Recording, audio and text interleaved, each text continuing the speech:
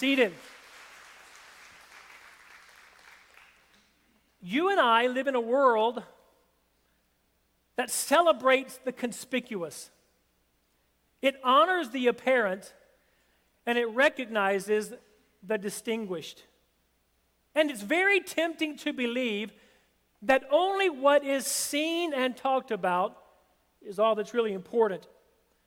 You see, throughout history, throughout the Bible, there have been men and women who have served in places of relative hiddenness. You may know their names, you may not know their names. People that you may not know much about.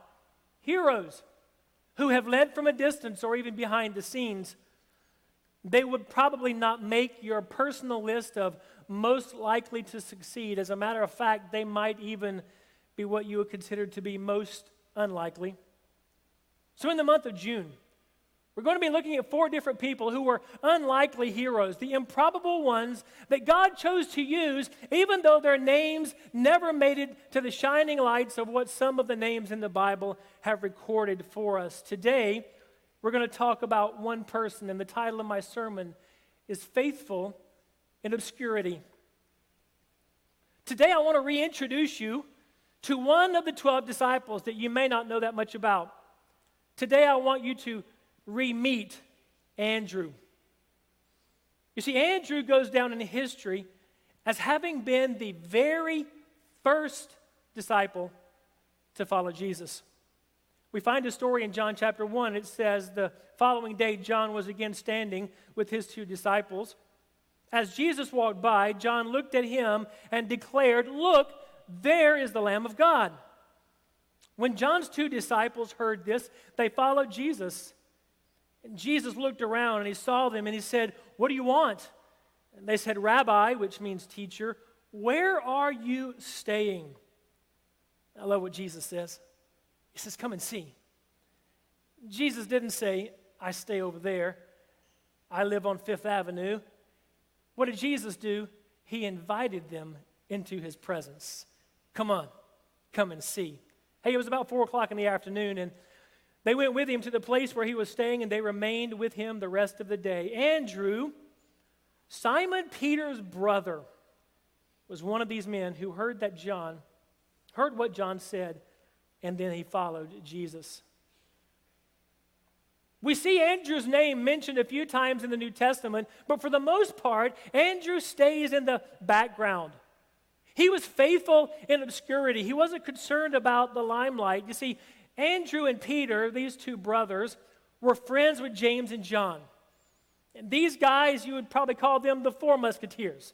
They would always hang around together. You would see them doing different things. And James and John, well, they had a bit of an aggressive personality about them. So much so, the Bible nicknames them the Sons of Thunder. How would you like to be nicknamed the Sons of Thunder, right? So Peter, we know Peter, James, and John were always there together, and Peter, James, and John were always talking about Jesus, who's going to be the greatest of them all, but not Andrew. Even though Andrew was there, surrounded by these guys, that was not Andrew's nature. You see, Andrew was always saying the right thing. Wouldn't you love for people when they describe you? When somebody says, "Hey, yeah, I know Joey. Oh, yeah, I know him." Man, he always says the right thing. Are you like me and sometimes your words get you in trouble? But not Andrew. Andrew was that guy. Every time we see him in the scriptures, what he's saying is spot on. It's like a guy that I had in my life many years ago. He was one of my professors at Bible college. His name was Dr. John Higgins. I remember sitting in Dr. Higgins' class, and we studied some extremely deep subjects. One of the courses that I took from him was called The Theology of God. That was a mind-bending course. When you had to sit and think and write and study about the whole concept of God for an entire semester. And I remember the words that would come out of his mouth. It was almost like apples of gold would literally just drip from his tongue. I would just sit there and listen to the guy and marvel. Just marvel.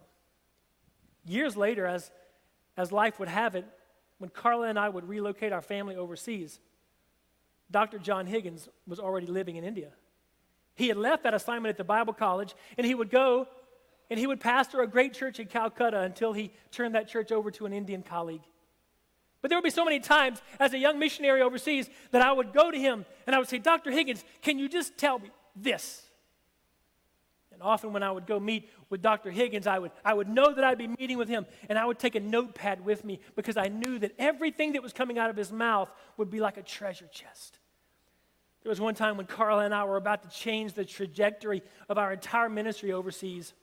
It was about to change radically, and that would mean a lot of things different would take place for me and Carla and our kids. And so I called him on the phone. I said, Dr. Higgins, can you talk to me just for a minute? We're about to go have a lot of change in our lives.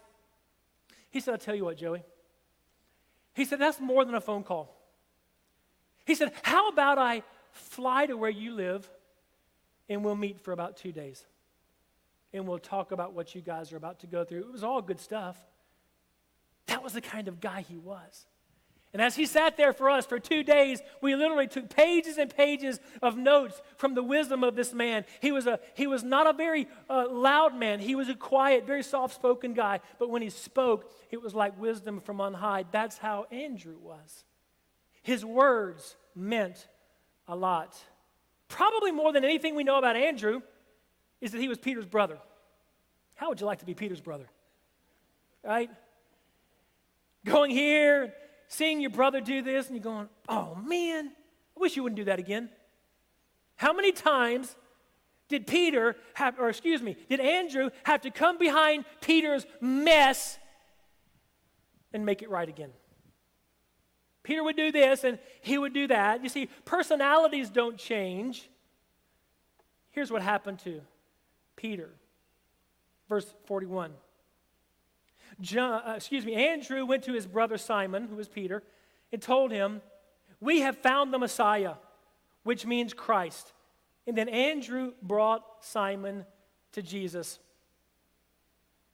When Paul got saved, his personality did not change. His habits did. His mannerisms did. When Peter got saved, when he accepted the Lord and asked him to forgive him, when Peter got saved, his personality didn't change. He still had that strong-minded personality, but he turned it towards the face of doing good for everything that Jesus wanted him to do. And that's like you and I. You see, when you and I get saved, the DNA of our personality does not change. Our habits should change. And everybody said? Our morals should change. Our lifestyle should change to reflect Jesus. But the personality of who we are stays the same. And so Andrew knew exactly what his brother was like.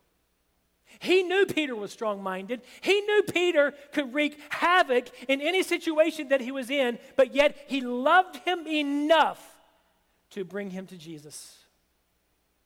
A lot of times, when there is one sibling in the family that dominates over all of them, sometimes there can be resentment. Sometimes there can be great frustration with the boisterous sibling. Sometimes there can be estrangement that is so difficult that brothers and sisters may not speak to each other for years. Maybe that's your scenario. Maybe that's where you are right now. You may have a brother or a sister or a cousin that you've been close to, but because of their dominant personality in your life, you have done everything you can to shun them, to get them out of your life, because if we're honest, you simply don't need the junk. But it may be that the only way the relationship is going to be bridged is if you take the first step. Is if you make that move toward your sibling that you're at odds with, and you begin to put the pieces back together again, and then you begin to see life restored between your friendships and your family. The thing that we notice most about Andrew, their brothers, is that Andrew valued individual people. Andrew was not at all concerned about the crowd. You never see Andrew standing up in front of a crowd and saying, hey, listen, everyone, I found Jesus. He's over here. That's right. I found him. I was the first one to find him. Pat myself on the back. That was not Andrew. Andrew went to one person. He went straight for his brother. He made a beeline for his brother. And he'll say, you're not going to believe who I just met. Come on, Peter. You need to meet him too. The value of an individual person. But not only did he value the people, he valued bringing them to Jesus. You and I can value people all day long, but do we love them enough to bring them to Jesus? Pastor Rachel preached a fantastic message Wednesday night about the parable of the lost coin, about the importance of reaching people for Jesus. And Andrew, when he brought Peter to Jesus, that literally set the stage for his entire ministry. Andrew was constantly, over and over and over again, bringing people to Jesus. We see it again in John 12. Interesting scenario here. Some Greeks who had come to Jerusalem for the Passover celebration paid a visit to Philip. Philip was another one of the 12 disciples, who was from Bethsaida in Galilee. And they said, Sir, we want to meet Jesus. But what did Philip do? Philip told Andrew. And together they went to ask Jesus. Very interesting what happened here. Why didn't Philip just take those men to Jesus when they asked Philip? We don't know why. We're not given the reason why, but this is what happened. Philip knew enough about Andrew's relationship with the Lord that he brought those Greek people to Jesus, or to Philip, to Andrew, and they eventually took him over to meet Jesus. There was something about Andrew that people knew if we get people close enough to him, they're going to bring them to Jesus. Is that what our friends say about us? If we can get our non-Christian friends around them close enough, I know that eventually they're going to bring them to Jesus, the value of an individual person. I've learned in ministry over the years that the vast majority of people come to faith in Christ through the influence of one person. Rarely does someone from a non-Christian background show up in here unannounced all by themselves. Now, people from a Christian background might, because they're looking for a good church, and that happens quite often. But non-Christian people, generally on their own, are not just going to show up at church unannounced unless there's a crisis that they have to deal with in their lives. Most people are going to find the Lord through you. Through you valuing them enough to share the gospel with them or to bring them to church. Second thing that we see about Andrew's life is that Andrew valued insignificant gifts. We know the story very well about the feeding of the 5,000. Jesus had gotten away. He was tired. Ministry was demanding upon him. But the crowd found him and brought him down from the mountainside. He began to teach. It was getting late. The disciples came to Jesus and said, hey, send them home. It's getting late. Jesus, what did Jesus say? He said, no, you feed them. All the other disciples, they were befuddled. But one of the disciples turned around and saw a kid with something in his hand. And he said, hey, look, this guy's got Zaxby's takeaway. He's got fish and bread, Jesus. Do you think you can use that? Do you know who that was? That was Andrew. Andrew realized that that kid had something Jesus could use. But in the very next line of that story, even Andrew himself says these words. But even Andrew knew that this was not going to be enough to meet the needs of the whole crowd. So what did Andrew do? He didn't look at the size of the need, and he did not look at the size of the gift and just sit back and go, that'll never meet the need. We just won't be able to do it today, Jesus. Sorry, send everybody home hungry. No, what he chose to do is he did what he could with what he had. Sometimes the best thing that you and I can do is simply do what we can with what we have. Too many times in life, you and I wait for the perfect circumstances to move forward in whatever it may be. We wait for all the different pieces of the puzzle to be put together until we can step forward. Rarely in life are all of the pieces of the puzzle going to be put together again in such a way that you can walk without any doubt whatsoever in your mind. What he did was he took what they had available and he gave it to Jesus. Here's a thought that I want to leave you with today. No gift is insignificant in the hands of Jesus. Nothing. No gift of time, no gift of your talents, no gift of your financial resources is insignificant in this moment. Here's what Andrew did. He set the stage for a miracle. Could it be that as you participated in the missionary offering today, and you looked at your offering, and in your heart you said, I wish I could give more? We've all done that. I've done that. I look at the amount and I go, okay, but the need is so great. But we give anyway. Because the beautiful thing is that Jesus specializes in multiplying.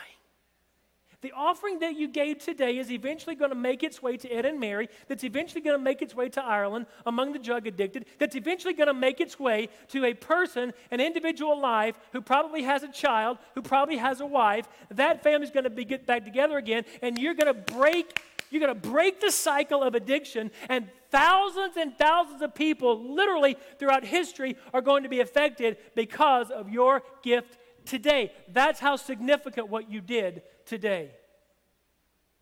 The value of a seemingly insignificant gift. John MacArthur wrote a great book that I used to study for today's sermon, and the book was called 12 Ordinary Men. Here was his quote: "It's not the greatness of the gift that counts, but rather the greatness of the God to whom it is given." God is big enough to take everything that we give him, multiply it, and let it be distributed for people in Macon and around the world. The value of an insignificant gift. And the final thing is this: the value of inconspicuous service. Nobody ever sees it. Nobody ever knows the name. Nobody ever knows what's going on. It's all kind of behind the scenes. Andrew is the picture of all of those who labor quietly in very humble places. You see, some people won't play in the band unless they get to be front and center on the stage. Be careful of people who show up in your life, make a lot of noise, and want to be the most important thing in your life, and you have no idea who they are. Because typically, their motives are not pure. Be careful of people like that in your life. Andrew was one of those rare people who did not mind the second seat. He did not mind serving at Obscurity. He did not mind not being recognized. He could have cared less about the limelight. He could have cared less about being front and center on the stage with his brother Peter. He lived these words of Jesus in Mark 9. He sat down, called the 12 disciples over to him, and he said, "Whoever wants to be the first must take the last place and be the servant of everyone else." You see, as far as we know, Andrew never planted a church, never started one. As far as we know, he never wrote an epistle that made its way into the Bible. As far as we know, Andrew is never mentioned in the book of Acts. Andrew is never mentioned in any other New Testament book outside of the Gospels. As a matter of fact, the Bible does not even record what happened to Andrew after the day of Pentecost. From the pages of the Bible, he just simply disappears. Tradition tells us that Andrew took the gospel north. The ancient church historian and author Eusebius wrote that Andrew was responsible for taking the gospel so far north of Jerusalem into a region of the area called Scythia. Scythia for you and I is western Ukraine, southern Russia, and eastern Kazakhstan. If you don't know where those are, just kind of Google them today when you go home. Southern Russia, basically.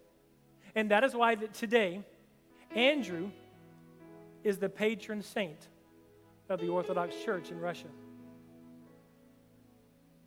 But yet many of us don't even know what happened to Andrew because he was willing to serve in the limelight. Some would say that Andrew got slighted. There's a lot of other guys that got talked about a lot more in the Bible than Andrew, but I would say no, he didn't get slighted at all because he was the first. How would you like to be the first? The first to have followed Jesus. He was part of the inner team that changed the world. He was given up close and personal contact with Jesus. And now his name is written down in history as one of the unlikelies. Thank God for people like Andrew. Thank God for people like Edward Kimball. Edward Kimball was a bit of a soft-spoken Sunday school teacher. And one day he had a young man that ventured into his Sunday school class, and he could tell that this young man was very, very far from God. His words were crass. His attitude was bad. And God put a burden inside Edward Kimball's heart for that young man. But outside the church, Kimball wasn't much of an evangelist. As Kimball records his story, he would stammer over a presentation of Jesus to most anybody that he talked to. But God put that young man deep in his heart. And so Kimball knew he had to move. He had to act on what God told him to do. So one day Kimball leaves his home and he's going down to where he knows that this young man is working. And he's nervous. He recalls that he's getting sweaty, his mouth is getting dry, his heart's starting to race because he knows that God has told him to share the gospel. And he is so nervous and he is so consumed that he walks right past the store where the young man worked. He kept walking. When he noticed what he had done, he turned around and he came straight back. He walked to the back of the store, and there he found that young man in the back of that shoe store. He was unboxing shoes, and he was placing them on a cart, getting ready to take them out to the showroom. And as he stood there, Kimball recalled, he said, "I made a pitiful presentation of the Lord." Something about salvation and Jesus and getting saved, I don't even think it was coherent. But on that day, that young man named D.L. Moody gave his heart to the Lord. Everything changed. Moody became one of the greatest evangelists in the latter part of the 1800s that the United States and Europe has ever seen. Started Moody Bible Institute, which has now changed its name and moved on from there. But down through the next couple of generations of people being impacted by D.L. Moody, there was a guy named Mordecai Ham. Mordecai Ham was preaching a revival service in Charlotte, North Carolina. And there was a young man in that audience by the name of Billy Graham that sat under the ministry of Mordecai Ham, who is in the lineage, the spiritual lineage of D.L. Moody. And that goes all the way back to an unlikely hero named Edward Kimball. An unlikely hero named Andrew who said, "Hey, you've got to get to Jesus, Peter." Andrew never preached, but boy, Peter did. Thousands of people, all because of an unlikely hero named Andrew. Just close your eyes and bow your heads.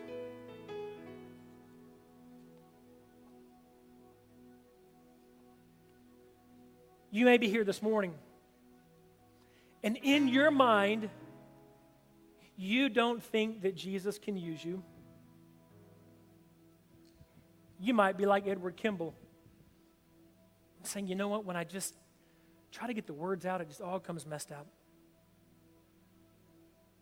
You might be that one that you know God's put a burden in your heart to do something, yet you're holding back. You're not to that place where you need to be. You need to be that person that's willing to step forward with your faith.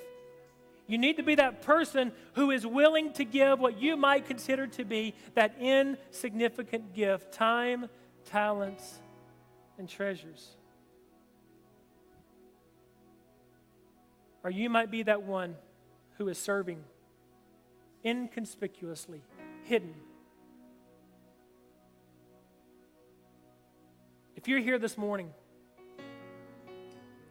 and you say, I want to be like Andrew.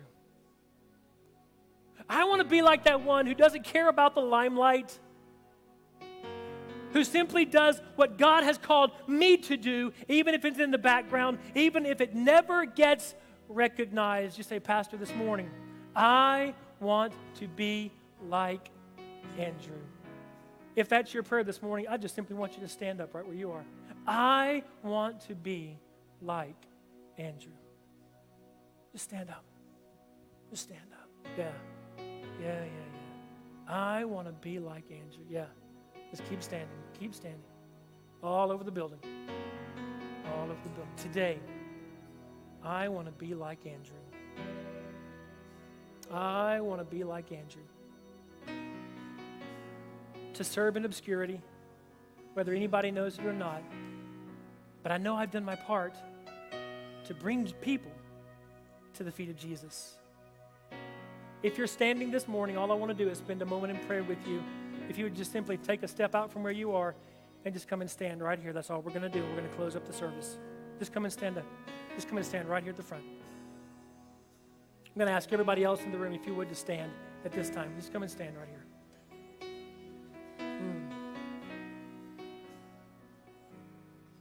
If you did not stand but want to stand, just join us down here. Come over here to the middle a little bit more. Just come over here to the middle. Just want to talk to everybody for a minute. Hey, girls, just get right over here. Just come right over here for a minute.